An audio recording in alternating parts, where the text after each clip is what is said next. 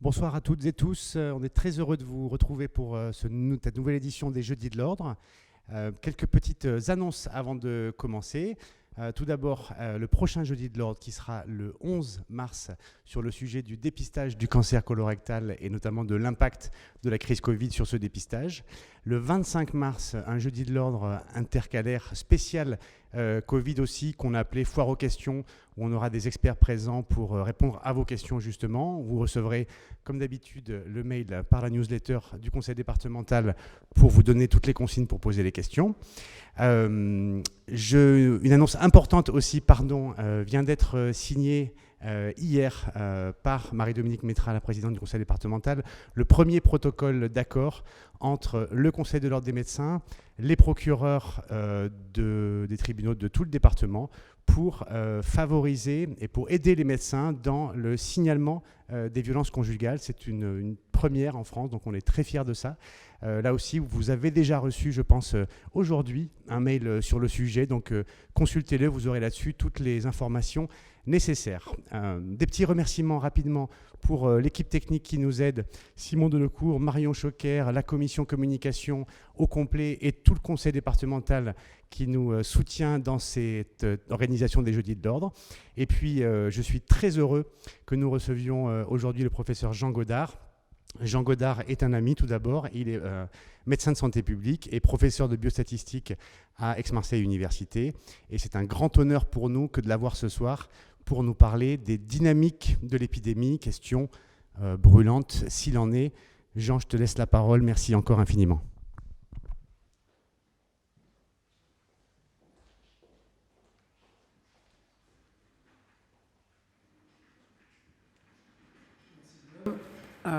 Bonsoir à toutes et à tous. Merci pour l'invitation pour présenter mes travaux, les travaux de l'équipe que je coordonne à la faculté de médecine de Marseille sur les dynamiques épidémiques, dynamiques spatio-temporelles des épidémies. Donc, je travaille sur d'autres épidémies, le paludisme qui est une épidémie très particulière, le choléra en Haïti avec le professeur Renaud Pierroux qui est maintenant à Paris, et donc plus récemment sur la dynamique de l'épidémie, les dynamiques de l'épidémie de Covid-19 qu'on va voir ensemble ce soir. Alors, je vais refaire un petit point sur les données mondiales. Depuis le début, sans tout reprendre le film depuis le début, juste au niveau mondial, voilà les courbes. En bleu, ce sont les nombres de cas et en rouge, ce sont les nombres de décès au niveau mondial. Alors vous apercevez tout de suite qu'il y a un certain nombre de pics qui sont un peu bizarres, ce sont juste des corrections de données dans certains pays font. Et puis il y a bien 3 vagues, là à peu près 3 vagues épidémiques sur cette grande épidémie mondiale. Au quotidien, il y a autour de 300 000 nouveaux cas quotidiens en ce moment dans le monde. Tous les jours, autour de 8 000 à 10 000 décès tous les jours, avec un nombre de cas qui dépasse les 100 millions et un nombre de décès qui dépasse les 2 millions au total depuis le début. Alors, la létalité, le case fatality rate, le nombre de décès divisé par le nombre de cas officiels, on va dire, détectés, est autour de 2,2%.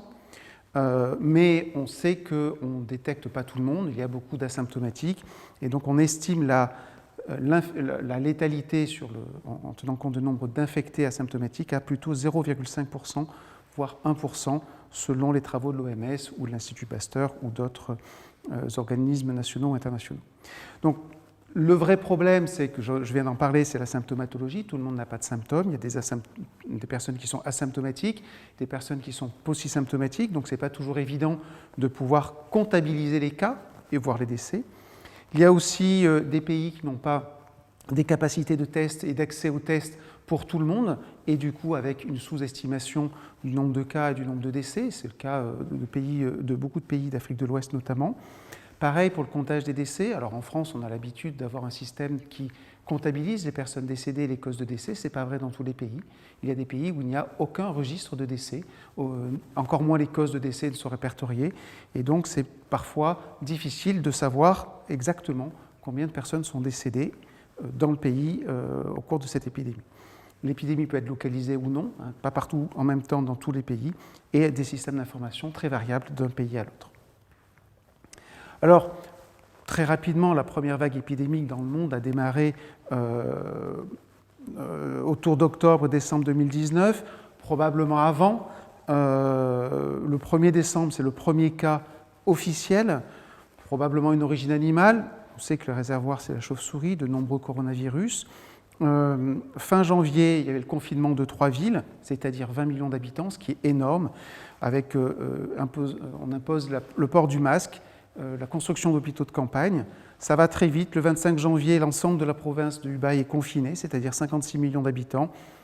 Et en parallèle, le 13 janvier, le premier cas officiel de Chine. Alors pourquoi je rappelle ça? C'est parce qu'on a réagi en mars en France. Donc de décembre à mars, il y a eu beaucoup de questions, beaucoup d'échanges, des questionnements de santé, de politique sur la maladie, de progression de l'épidémie, de la stratégie, de la réponse chinoise. On s'est tous interrogés, et ce qui nous a pris beaucoup de temps pour pouvoir réagir. Donc les premiers chiffres de létalité sont à 2 ou 3%. On sait que c'est une surestimation classique parce que voilà, on compte plus de morts relativement au nombre de cas, ce qui est normal, ce qui est habituel. On l'avait vu aussi dans l'épidémie de H1N1. Donc on sait que c'est surestimé. Mais ce qui nous a le plus surpris, c'est le volume, le nombre. On a l'habitude de travailler sur des pourcentages, mais là, c'est les nombres, les effectifs, le nombre de malades et le nombre de décès qui est très important. Et ce qui nous amène à dire que l'engorgement était prévisible, l'engorgement des hôpitaux et l'engorgement des lits des réanimations. Le 30 janvier, c'est l'urgence sanitaire à portée mondiale internationale que l'OMS décrète, et il va falloir attendre le 11 mars, donc 30 janvier jusqu'au 11 mars, avant de déclarer la pandémie. Et le 16 mars, la stratégie officielle de l'OMS, bien sûr, on le faisait avant, on en avait déjà entendu parler, mais c'est le tester, tracer, isoler, qui est la stratégie officielle, la doctrine officielle de lutte contre l'épidémie. Alors, qu'est-ce qui se passe en Europe? Les 3 premiers cas officiels, c'est en France qu'ils arrivent. Bordeaux et Paris, ce sont des personnes qui ont voyagé, qui viennent de Chine. Mais il y a une publication toute récente là, qui dit qu'en France, on avait déjà des personnes atteintes du coronavirus en novembre 2019, repris des vieux échantillons. Donc en fait, ça fait un moment déjà que ça circule. Et ça sera très important à se souvenir quand on va parler de la suite de la dynamique. 28 janvier Allemagne, 29 janvier Italie, 8 mars le confinement de l'Italie. Voilà, tous les pays sont touchés, tous les pays confinent les uns après les autres. Le plus tard, c'est les Anglais, le Royaume-Uni, qui avait choisi au départ une stratégie d'immunité de population, d'immunité collective, et qui s'est aperçu que ça ne marcherait pas du tout, et qui a tout de suite confiné pour essayer d'endiguer cette vague épidémique. Revenons à la France. J'ai repris ce schéma, donc en bleu, ce sont les cas, le nombre de cas, et en rouge, ce sont les décès. Alors évidemment, les échelles ne sont pas les mêmes, hein, mais donc 24 janvier, premier cas, il faut attendre le 5 mars pour qu'il y ait les premières mesures qui soient mises en place. Donc on a perdu beaucoup de temps. Alors on ne connaissait pas cette maladie, on ne connaissait pas l'épidémie, mais on était tous à regarder nos collègues italiens et on disait qu'est-ce qui se passe en Italie? Ils ont vraiment un mauvais système de santé puisqu'ils n'arrivent pas à maîtriser une épidémie. En réalité, ils avaient raison, c'était vraiment la catastrophe en Italie et on aurait dû réagir plus vite. On a tous fait des erreurs à ce moment-là. Donc les premières mesures le 5 mars et le confinement strict le 17 mars. Alors on estime à peu près que le pic épidémique est autour du 31 mars, ce qui correspond à peu près 7500 cas par jour à peu près.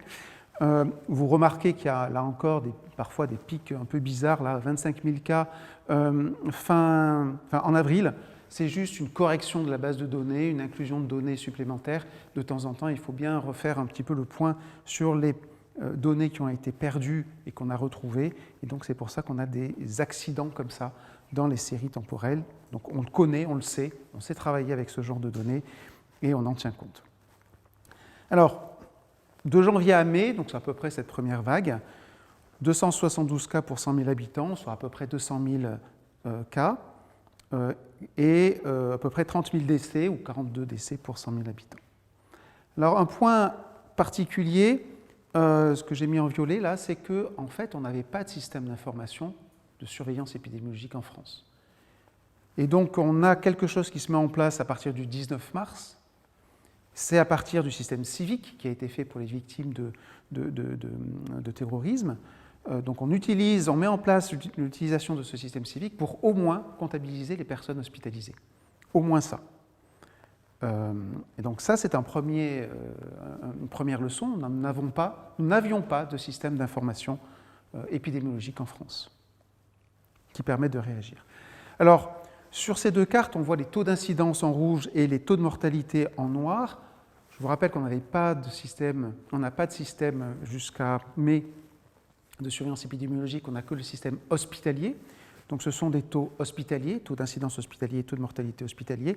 Et dans ces deux cartes, on voit clairement l'épicentre qui est dans le nord-est, autour du Haut-Rhin, et autour de la région parisienne. Et puis ensuite, c'est le couloir rhodanien qui transporte l'épidémie. Mais ça, c'est très classique.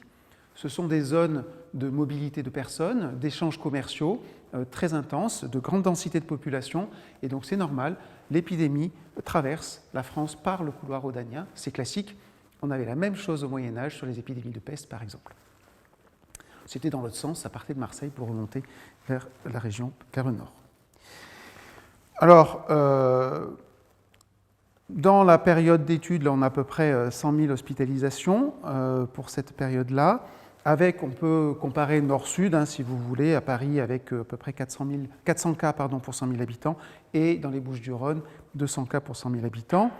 Et pour les décès, ça fait que 75 décès pour 100 000 habitants contre 23. Donc, Bouches-du-Rhône, beaucoup moins touché que Paris, mais le sud-ouest encore moins touché que notre région. Alors, il y a un autre élément qui est intéressant, que l'on va regarder ici. C'est peut-être un peu compliqué, mais c'est juste chaque département, comment s'écarte-t-il en termes d'incidence et de mortalité de la moyenne nationale. À Marseille, est-ce qu'on a eu plus de cas ou moins de cas que la moyenne nationale? Est-ce qu'on a eu plus de décès ou moins de décès que la moyenne nationale? Alors, sur les cas hospitalisés et les taux d'incidence hospitalisés, on est au-dessus de la moyenne. On a eu pas mal de cas quand même. On est au-dessus de la moyenne nationale. Alors, bien sûr, le Haut-Rhin, le territoire de Belfort et la région parisienne en ont beaucoup plus. Mais on était à peu près un peu au-dessus de la moyenne. Mais ce qui est très intéressant, c'est qu'on en a eu beaucoup plus que nos départements voisins. Et c'est pareil pour les décès. Les décès, on est à peu près dans la moyenne basse, les taux de mortalité hospitalière plutôt moyenne basse, mais on était au-dessus de nos voisins directs. Alors, ces cartes-là, à quoi c'est dû? Pourquoi l'épidémie a moins touché le sud que le nord? Pourquoi elle n'est pas allée jusqu'en Bretagne? Pourquoi elle n'est pas allée dans les Pyrénées? Comment ça s'est passé? En fait, on a pu travailler là-dessus et on a pu montrer que le principal facteur qui fait que l'épidémie ne s'est pas propagée, c'est le confinement. Donc le confinement a permis d'arrêter cette épidémie. C'était un confinement strict, ce sont des mesures autoritaires, mais qui a permis de sauver des vies. Donc ça a marché aussi bien, ça se voit aussi bien sur les taux d'incidence que sur les taux de mortalité. Alors bien sûr, il y a d'autres facteurs qui ont pu jouer. L'effet du confinement reste très important, même si on tient compte de tous les autres facteurs. Donc il y a des facteurs de structure d'âge, bien sûr, quand un département a une structure d'âge un peu plus élevée, il y aura plus de décès. C'est ce que montre la carte en bleu. L'accès aux soins. Alors l'accès aux soins, c'est un résultat qui est paradoxal. L'accès aux soins, au système de santé, le nombre de lits de réanimation, finalement n'est pas associé à moins ou plus de morts. Ça ne va pas jouer du tout. Donc ça, on en tirera une interprétation plus tard, mais ça nous a surpris. On s'attendait à ce que les départements moins pourvus en hôpitaux, en lits de réa, donneraient plus de décès. Ce n'est pas le cas. Alors, quelles sont les leçons à tirer? D'abord, les leçons négatives, les effets négatifs. Un excès de confiance dans notre organisation sanitaire dans notre capacité de recherche, dans nos connaissances, alors que la situation des hôpitaux, nos collègues hospitaliers, cliniciens, avaient alerté déjà bien avant l'épidémie sur la situation des hôpitaux. Il y avait des mouvements sociaux, des démissions de chefs de service, on peut retrouver ça facilement. Un autre élément qui, moi, m'a dérangé en début de l'épidémie, c'est qu'on a utilisé pour la recherche le système classique des appels à projets. Chaque équipe de recherche dépose un projet et le meilleur gagne et remporte l'argent pour mettre son projet. Il n'y a pas eu de collectif. Donc chaque équipe ou chaque groupe d'équipes était seul à monter son projet et une mise en place d'une concurrence entre les équipes de recherche, qui à mon avis n'est pas une bonne idée lorsqu'on veut lutter contre une épidémie où on doit tous être ensemble. Des défaillances de communication que vous connaissez tous et finalement une faiblesse structurelle en France de la prévention et de la gestion des crises sanitaires. Donc on est axé sur un système hospitalier, de clinique ou hospitalier, mais un système de santé publique qui est faible. On a peu cette culture de prévention et de santé publique en France. L'autre gros point important, je le redis parce que ça me paraît essentiel, c'est l'absence de système d'information sanitaire national. On n'avait aucune visibilité de ce qui se passait. Impossible de compter les personnes positives. Au début, impossible de compter les malades, les personnes décédées. Il n'y a qu'à partir du 19 mars qu'on a pu compter les personnes malades hospitalisées. Donc c'est en début avril.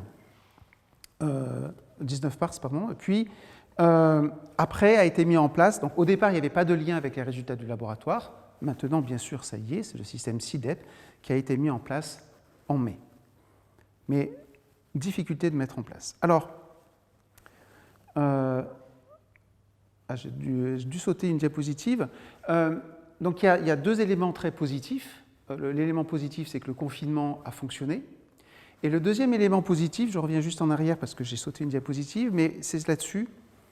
Finalement, s'il n'y a pas de lien entre le nombre de lits, la structure hospitalière et les taux de mortalité ou les taux d'incidence, ça veut dire qu'on a su réagir, nos hôpitaux, nos collègues cliniciens dans les hôpitaux, les réanimateurs, ont su réagir pour prendre en charge au maximum de leurs possibilités les patients. Et donc il n'y a pas eu de surmortalité, même dans les endroits où il y avait moins de lits de réanimation de façon structurelle. Donc il y a une adaptation des hôpitaux pour essayer d'amortir le choc épidémique.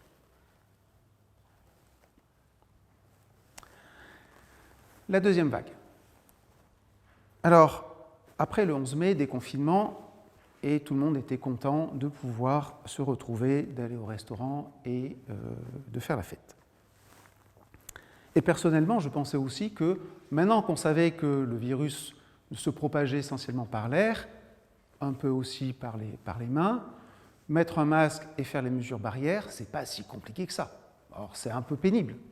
Et donc je m'étais dit, bon oui, on va avoir quelques bouffées, quelques clusters, mais finalement maintenant on sait comment on arrête une épidémie, on met les masques, on prend du gel hydroalcoolique, on fait attention quand on mange séparé ou distancié, et puis on va s'en sortir.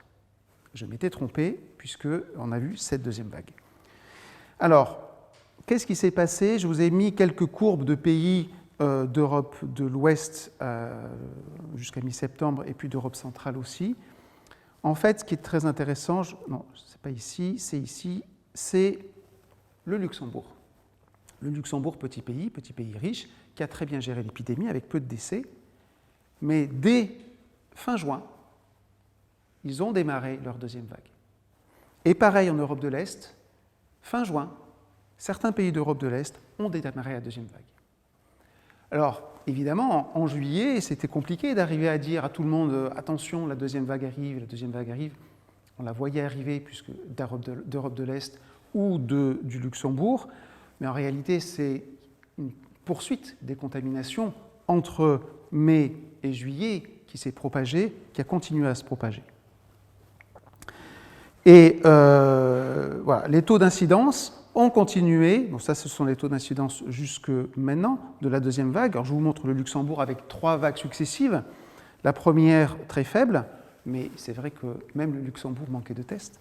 La deuxième également assez faible, et puis la troisième, comme nous, très forte. on a la même chose sur la mortalité, on retrouve les mêmes évolutions. Une première vague plus ou moins importante en termes de mortalité, une deuxième, parfois c'est bien séparé, deuxième et troisième, parfois c'est comme en France, c'est une deuxième vague avec 2 bosses, mais c'est toujours la même épidémie. Donc reprenons cette deuxième vague en France avec la mise en place du système SI-DEP. Là, je vous ai proposé 2 courbes. La courbe du nombre de tests en bleu jusqu'à aujourd'hui, enfin les quelques jours précédents, et en rouge, le nombre de positifs. Alors, on voit qu'il y a, donc évidemment, puisque ce sont des personnes positives, ce ne sont plus des données hospitalières, évidemment, on ne peut pas avoir de première vague puisqu'on n'avait pas le système d'information pour le représenter. Et on voit bien le pic cette deuxième vague qui a démarré fin septembre, début octobre, et cette troisième, je ne sais pas comment l'appeler, est-ce que c'est la deuxième bosse de la deuxième vague ou est-ce que c'est la troisième vague, peu importe. En tout cas, on a une bosse avec un plateau qui est un peu long. Ce plateau qui est un peu long, qui m'inquiète, on pourra en reparler tout à l'heure. Ça, c'était sur les personnes en population. Qu'est-ce qui se passe à l'hôpital?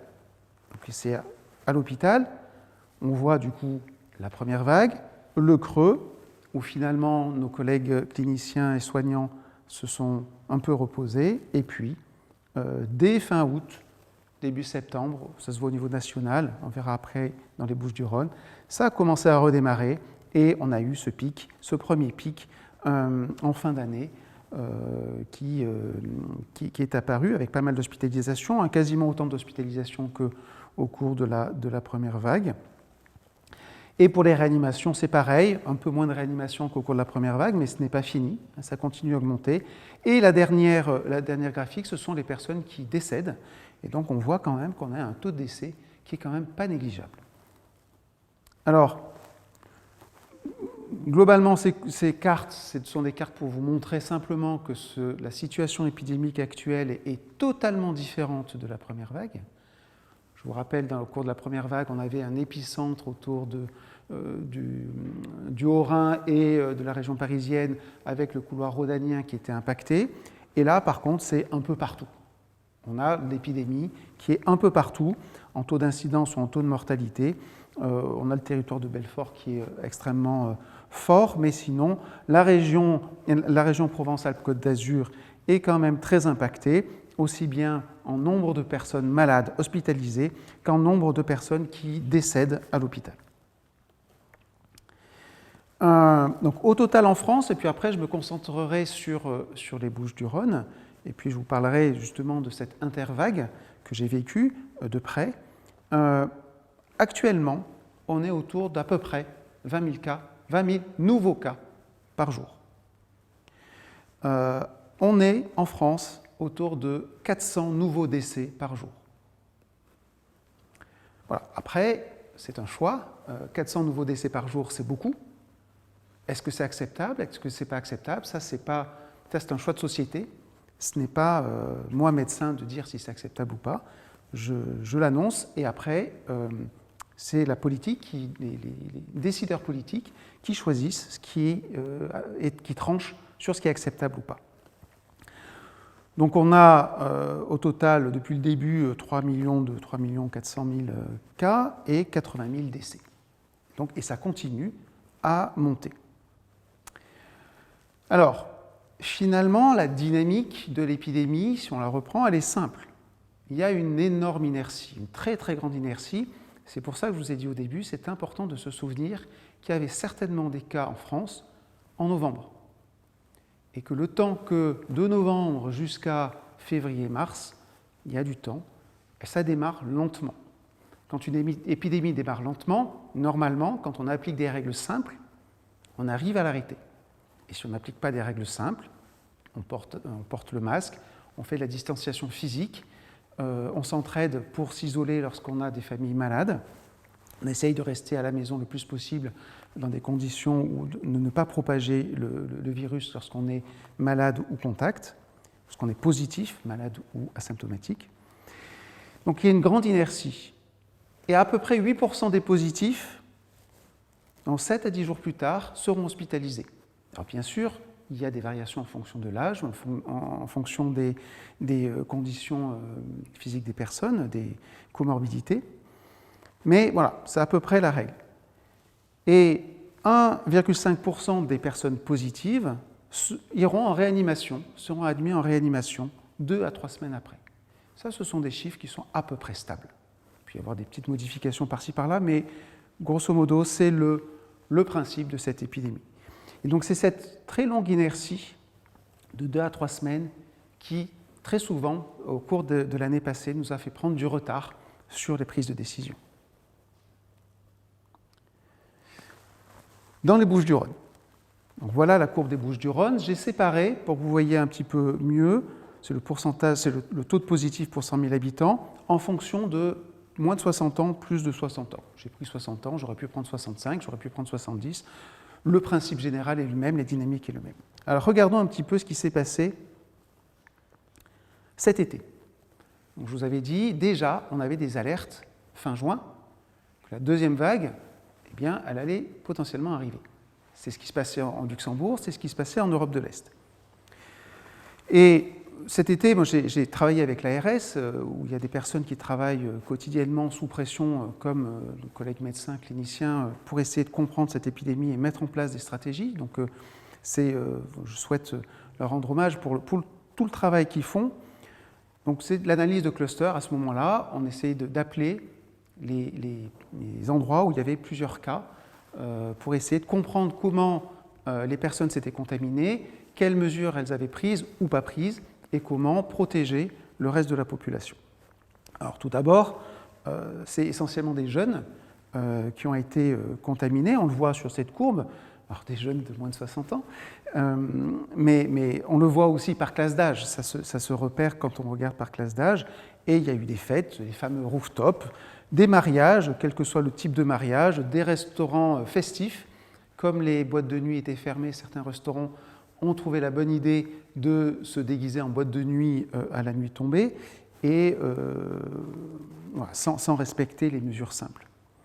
En contrepartie, on a vu aussi dans l'analyse de cluster, quand on appelle les gens qui sont malades, qui ont été contaminés, on a vu que les mesures simples étaient efficaces. Dans un groupe de personnes, les personnes qui portaient un masque étaient pas contaminées. Les personnes qui ne portaient pas de masque étaient contaminées.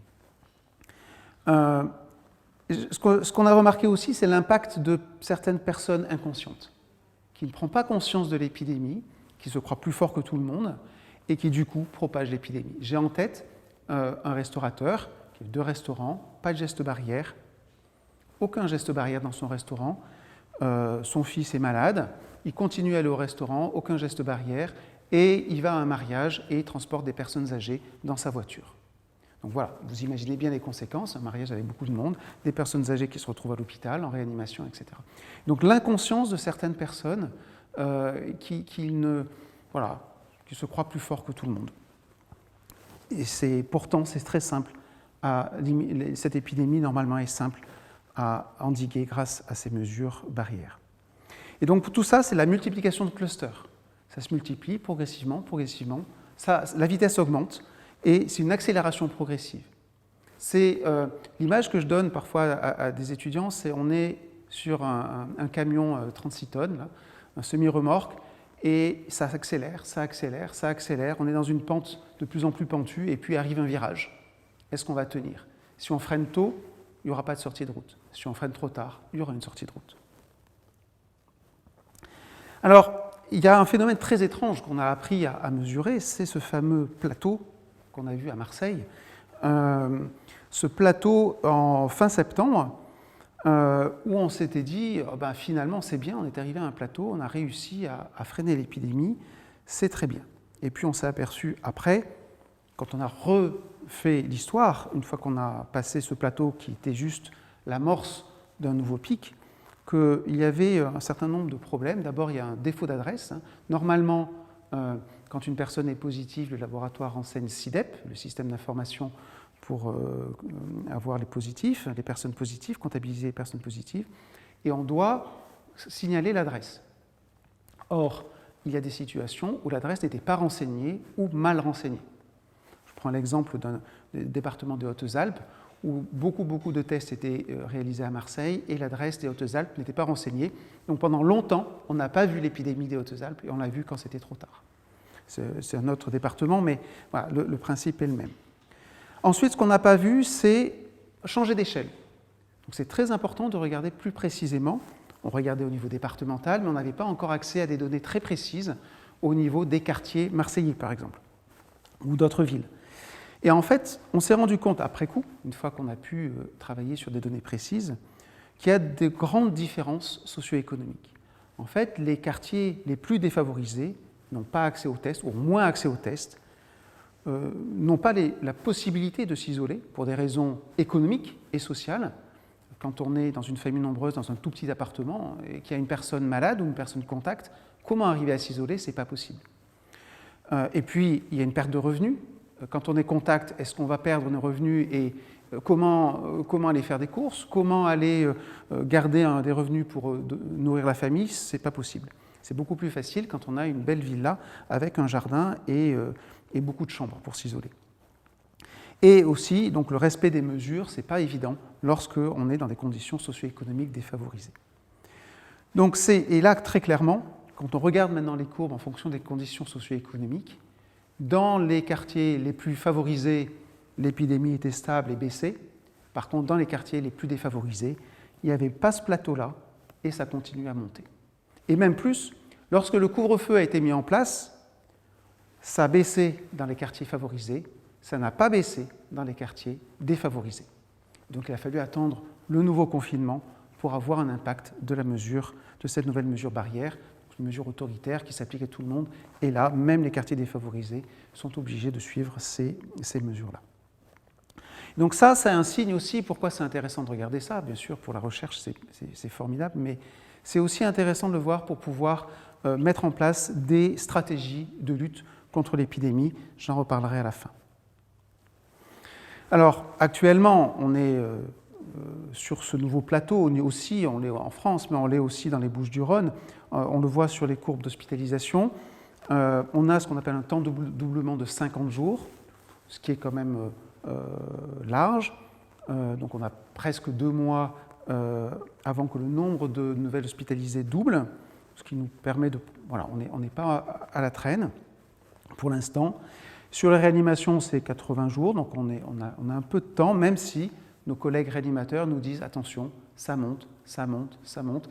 Là, si je me souviens bien, on doit avoir à peu près, si je ne dis pas de bêtises, à la PHM, une 50aine de personnes en réanimation pour une 60aine de lits, grosso modo, si je ne me trompe pas. Et sur les décès, ça monte toujours. On a un temps de doublement de 50 jours. Donc dans 50 jours, on aura le double de décès actuellement. Alors, vous avez tous entendu parler de ce fameux R, le R0 quand c'est au début d'une épidémie, ou le R effectif quand on le calcule en temps réel ou presque. Donc là, j'ai séparé des courbes en fonction de l'âge.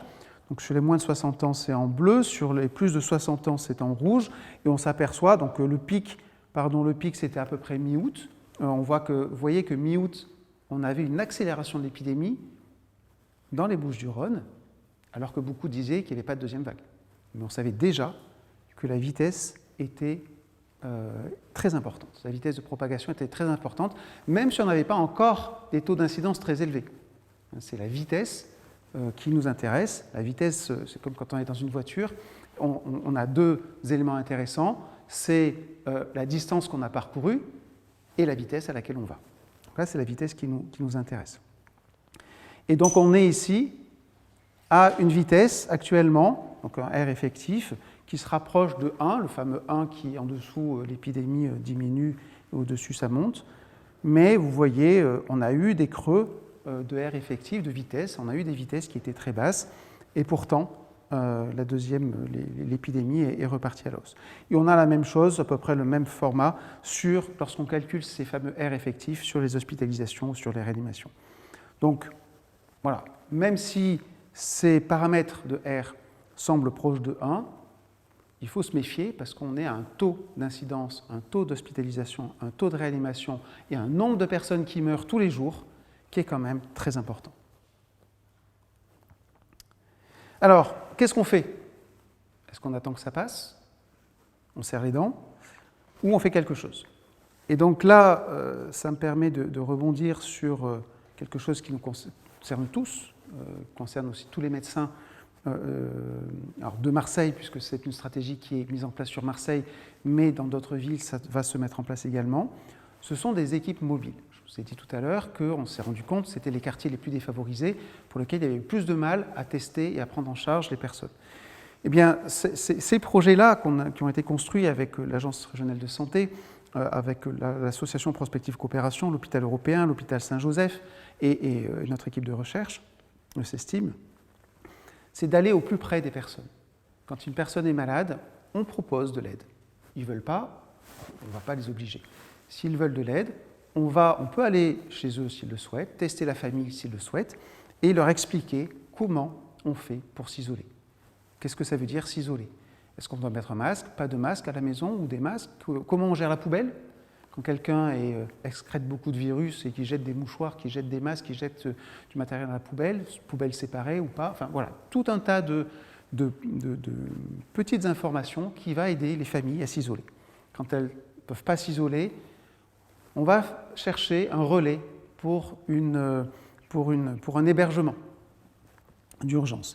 Quand il y a des problèmes économiques, eh bien, on passe le relais à des associations ou à une prise en charge économique indispensable.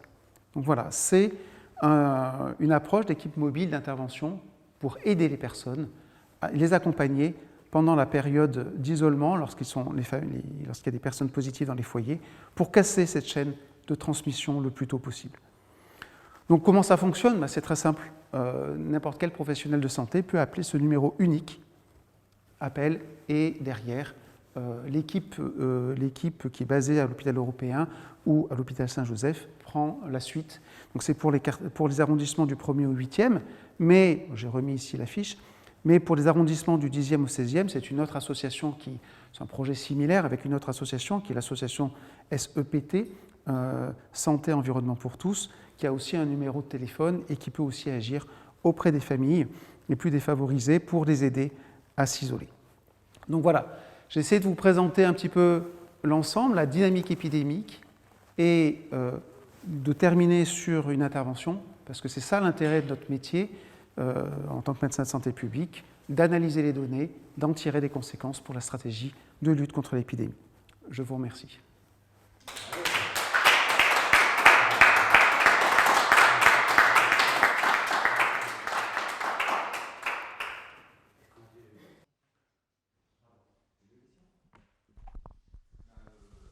Merci infiniment, Jean, pour cette présentation exceptionnelle avec un recul absolument incroyable et puis des données qui sont vraiment très, très, très convaincantes. Et je pense qu'il faut saluer aussi la collaboration que vous avez eue avec l'hôpital européen et puis Stanislas Rebaudet qu'on a eu la chance d'avoir ici aussi pour un jeudi de l'ordre. C'est absolument remarquable et puis je crois que c'est très éclairant surtout sur beaucoup de questions concrètes que se posent nos confrères. J'ai encore une fois, grâce à toi, appris énormément de choses. Est-ce qu'on a des questions? Il est établi qu'il existe une bonne corrélation entre les taux de virus constatés dans les eaux usées et les cas dans la population. Tac. Que faut-il en penser? Quel est votre avis? C'est un peu une question piège parce que je ne maîtrise pas tout dans les eaux usées. Ce que je peux dire, c'est qu'il semble effectivement qu'il y ait une corrélation entre les deux. Je ne suis pas sûr qu'il y ait une anticipation, que les eaux usées soient au niveau de la population. Quand on regarde au niveau de la commune, est-ce que les eaux usées nous apportent une information supplémentaire par rapport à ce qu'on lit dans les lignes, dans les entrailles du poulet, enfin non, ce qu'on lit dans les courbes? C'est un complément, ce sont des signes qui sont importants. Alors, l'analyse des eaux usées, de mon point de vue, est très importante quand on est dans des creux d'épidémie, parce que c'est un signal supplémentaire qui nous alerte sur l'évolution. L'analyse des eaux usées est aussi très importante, de mon point de vue, dans la surveillance de ce qui se passe dans des EHPAD ou des établissements de ce type-là, parce que quand on n'a aucune information, on n'a pas de signaux sur les personnes symptomatiques, les personnes malades ou les personnes contacts, et que les eaux usées, l'analyse faite par les pompiers, ils ont fait des analyses sur certains EHPAD, rend des résultats positifs, ça nous alerte sur ce qui se passe dans un établissement. Voilà, ça, là, oui. Sur la partie épidémio, de façon générale, quand l'épidémie a démarré, elle démarre. Et après, il y a beaucoup de paramètres qu'on a du mal. On a beaucoup de paramètres qu'on a du mal à évaluer. C'est l'impact de la pluie quand il pleut, que ça dilue les eaux usées. Bon, qu'est-ce qui se passe sur les données? Donc, il y a encore besoin de recherche sur l'analyse des eaux usées, mais c'est un outil qui me paraît un outil supplémentaire qui me paraît très important. Alors, il y a beaucoup de questions sur les variants, mais qui sont très virologiques, je dirais. Donc, ce n'est pas forcément, je dirais, les questions qui te concernent directement. Et je pense que c'est des questions qu'on va garder pour la session du 25 mars, où Philippe Alphon sera là avec nous. Donc, je pense qu'il pourra y répondre. Il y a une question sur la répartition territoriale des variants. Est-ce que ça, vous avez des choses là-dessus? J'avais préparé une diapositive sur l'Angleterre et l'Afrique du Sud. Donc il y a des questions virologiques que je ne maîtrise pas complètement, donc je laisserai Philippe Alphon répondre. Ce que je sais, enfin ce qu'on a pu voir, c'est que le variant sud-africain et le variant britannique, puisque c'est leur nom générique, sont plus contagieux. Alors, on le voit sur la courbe, clairement sur la courbe du Royaume-Uni, on a ce nombre de cas qui explose fin décembre, très très vite, une épidémie extrêmement pointue. Ça se voit moins sur la courbe épidémique qu'Afrique du Sud, où finalement, ça pourrait être une courbe épidémique sans changement de contagiosité. Donc, mais en Afrique du Sud, c'est aussi, il y a plein de zones qui sont très reculées, avec pas mal de personnes qui n'ont pas accès aux tests pour différentes raisons. Donc, il peut y avoir aussi un problème sur le système d'information épidémiologique sud-africain. Alors, qu'est-ce que ça change en termes d'épidémiologie et de prise en charge? En fait, ça ne change pas grand-chose. Ça s'accélère plus vite, ça oui, ça va aller plus vite. Donc, si on ne fait pas les mesures barrières, eh bien, il y aura plus de cas et 8% des personnes iront une semaine après à l'hôpital, 1,5% des personnes positives iront en réanimation et puis trop vont mourir. Mais sur un plan très pragmatique, il faut continuer à faire les gestes barrières, à s'isoler physiquement lorsqu'on est malade et d'aider les personnes à s'isoler lorsqu'elles sont malades. Ça ne change pas du tout la stratégie. Il faut juste aller un peu plus vite pour combattre ce virus. C'est tout ce que je peux vous raconter sur les nouveaux variants. Merci infiniment. Écoute, je crois que là encore une fois, c'est des questions qui sont très virologiques qu'on a reçues ou sur la positivité des tests après les vaccins, des choses comme ça. Je vous encourage vraiment toutes et tous à garder surtout ces questions. On essaiera d'y répondre de manière concrète. Le 25 mars, donc sur un jeudi de l'ordre spécial Covid, foire aux questions, entre guillemets, avec beaucoup d'experts qui seront là. Il y a beaucoup de polémiques en ce moment sur reconfinement par reconfinement, je dirais les rapports un peu de force entre les médecins et les politiques, sans polémiquer là-dessus. Toi aujourd'hui, sur ton expérience qui est importante, à quel niveau, on va dire, de réplique et de mesure on se situerait? C'est un sujet bien sûr sensible, mais je vais botter en touche sur une partie en disant qu'il y a l'expert médical, l'expertise médicale et sanitaire, et puis après il y a la décision politique qui prend en compte plusieurs éléments, en particulier les éléments économiques, sociétaux et humains.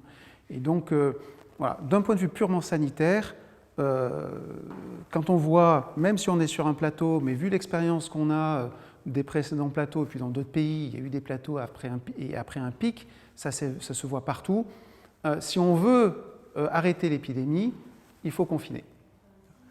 Ça, c'est d'un point de vue santé. Si maintenant, il y a d'autres facteurs qui vont rentrer en jeu, le facteur économique, facteurs sociétaux, et donc là, c'est une décision politique pour trancher. Mais clairement, le confinement a prouvé son efficacité pour la première vague, et un confinement serait efficace pour endiguer l'épidémie actuellement.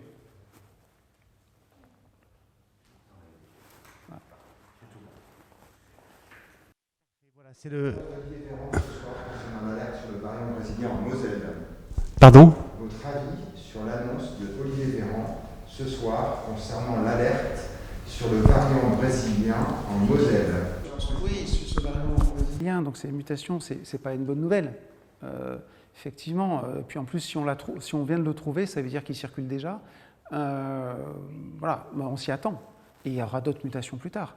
Donc cette épidémie, ce virus, il faut apprendre à le maîtriser, à le dompter. Et plus l'épidémie va progresser, et en plus on va comprendre comment ces dynamiques, en fonction des variants, vont évoluer et mettre en place les mesures d'aide à l'isolement et la protection des personnes. Mais c'est une mauvaise nouvelle, oui, et il y en aura d'autres. Il y aura encore des variants plus tard qui risquent d'arriver et qui seront encore plus contagieux peut-être. C'est pas impossible. Il faudra demander aux virologues.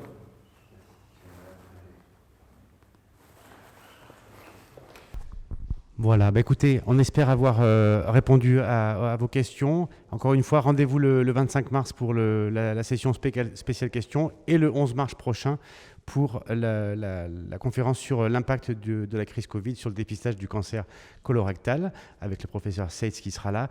Et je vous encourage aussi à consulter la page LinkedIn du Conseil départemental de l'Ordre qui vient d'être créée et sur lequel vous retrouverez toutes ces informations. Merci encore Jean, merci à tous, au revoir.